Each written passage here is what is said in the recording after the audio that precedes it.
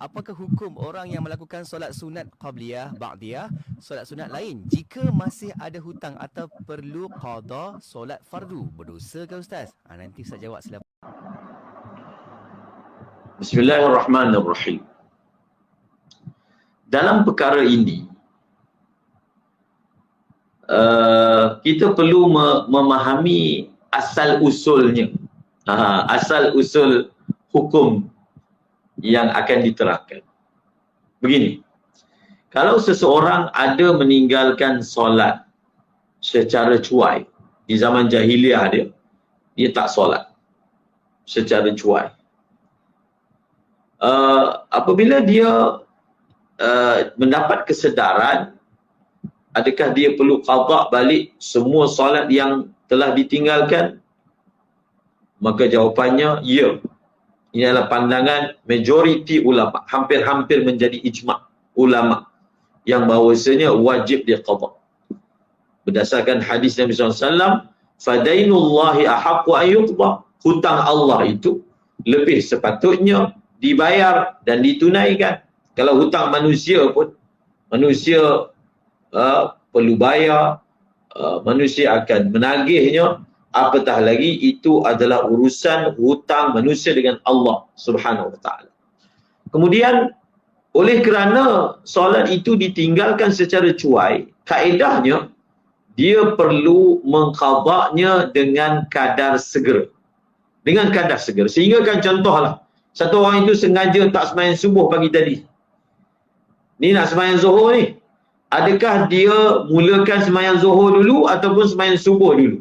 Misal, dia mulakan sembahyang subuh dulu. Mulakan apa? Sembahyang subuh dulu. Sehingga kan dia mulakan sembahyang subuh dulu walaupun menyebabkan dia terlepas sembahyang berjemaah. Begitu sekali nak suruh dia segerakan qada sembahyang yang dulu-dulu. Untuk merealisasikan, menyegerakan qada itu, dituntut supaya dia gunakan sepenuh masa dia. Berapa banyak masa yang dia ada, gunakan untuk qada. Hanya sebahagian masa sahaja yang dia tinggalkan, guna untuk cari keperluan, guna untuk bekerja, guna untuk makan, guna untuk rehat, guna untuk urusan peribadi. Selebihnya itu gunakan untuk mengqada. Di sinilah timbulnya yang disebut bahawasanya bila siapa ada sembahyang qada adalah haram untuk dia buat sembahyang sunat. Dengan makna apa?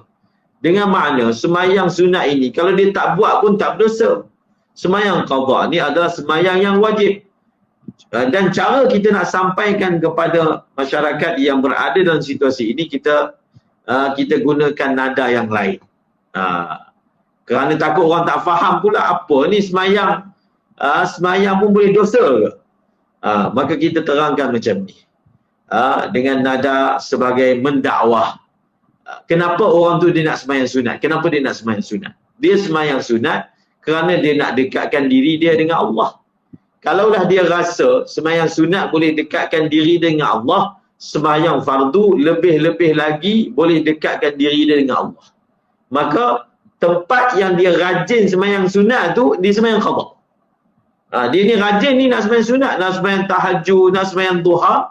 Kenapa waktu itu gunakanlah, tak gunakan untuk sembahyang fardu. Waktu dia rajin sembahyang qabliyah 4 rakaat tu, dia gunakan untuk sembahyang qada zuhur 4 rakaat. Dia rajin nak sembahyang ba'diyah 4 rakaat, gunakan qada zuhur. Dan satu orang dia tak perlu rasa ralat sebab tak sembahyang qabliyah. Tak perlu rasa ralat. Sepatutnya kita kena rasa ralat yang kita ni belum qada. Tak perlu rasa bersalah pun. Tak perlu rasa bersalah tak sembahyang ba'diyah dan qabliyah. Tetapi kita kena timbulkan rasa bersalah. Saya ni kan ada qada lagi. Maksudnya saya ni ada hutang wajib lagi. Buat apa saya sibukkan diri buat benda yang sunat? Sembahyang sunat ni sembahyang juga. Itu yang peliknya. Sembahyang sunat ni sembahyang qada pun sembahyang.